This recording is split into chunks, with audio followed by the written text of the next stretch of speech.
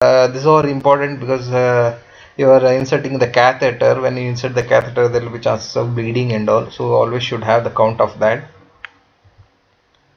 So what are the different approaches? Direct percutaneous method of the common carotid artery, femoral puncture, or transaxillary puncture. So there are three different punctures are there, can be possible.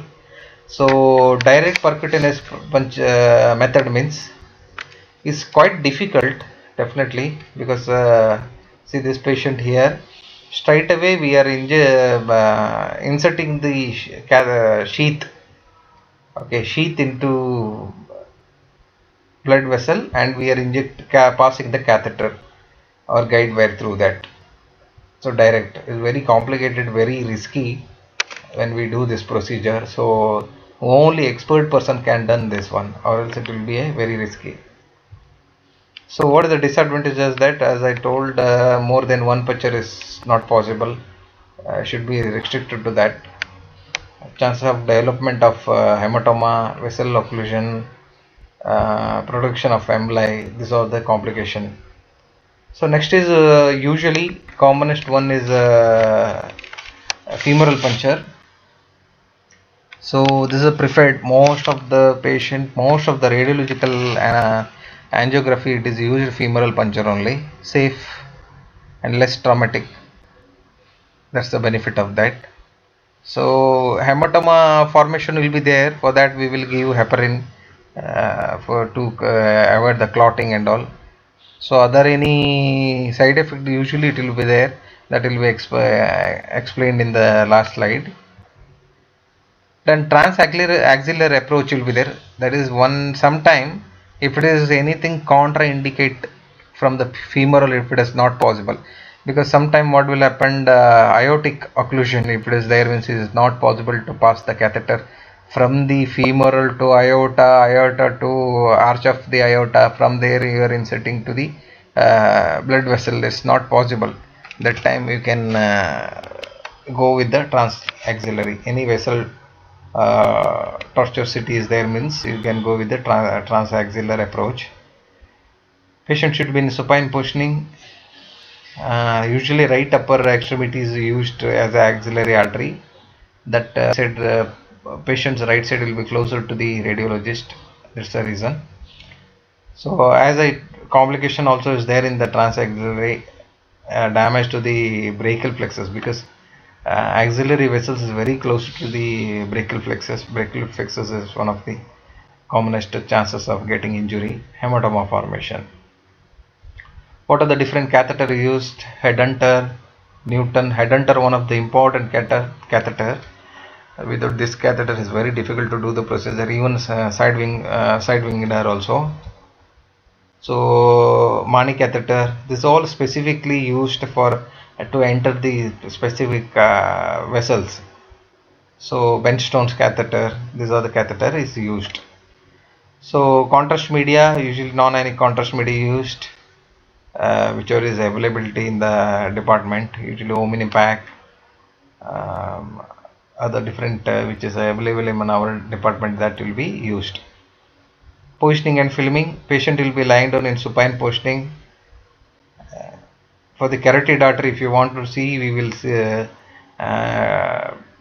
use the AP axial view, lateral view, and AP oblique film will be taken.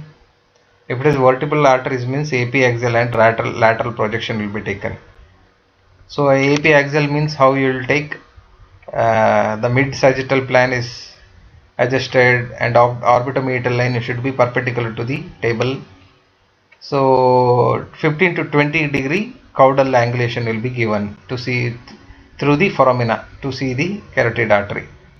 Lateral projection as is like a same skull lateral view. That is will be taken. You can see the image itself and the top of the image. There we are able to see the lateral angiographic view. AP oblique, usually 15 to 20 degree cephald angulation with the sagittal line. Sagittal is adjusted so that 60 degree angulation will be given. So that is will be taken. To this one will be taken oblique, it will be taken to demonstrate the internal carotid bifurcation, anterior communicating artery, middle cerebral artery. To see that, we will take this one.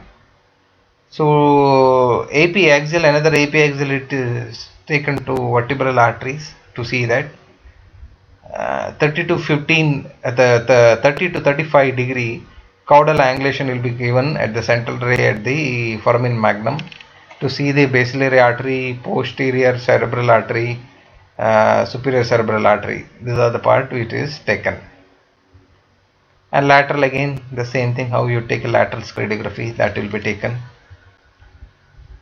So what are the complications for this procedure? Uh, it is complication through the local, what is there? Okay, puncture site will be a occlusion will be there.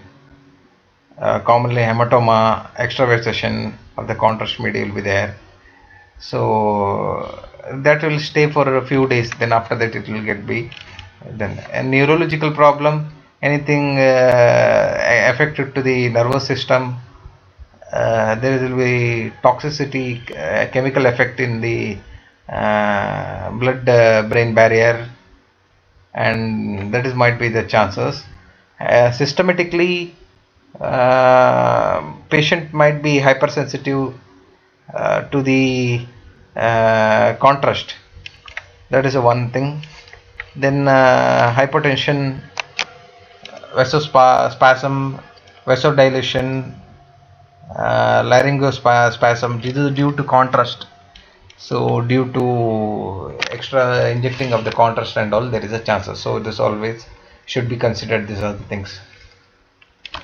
So please go through that. I have not explained anything about how we do the procedure, because already you are, because that all same techniques. Eldinger technique will be used, sheath will be used, those all things will be used.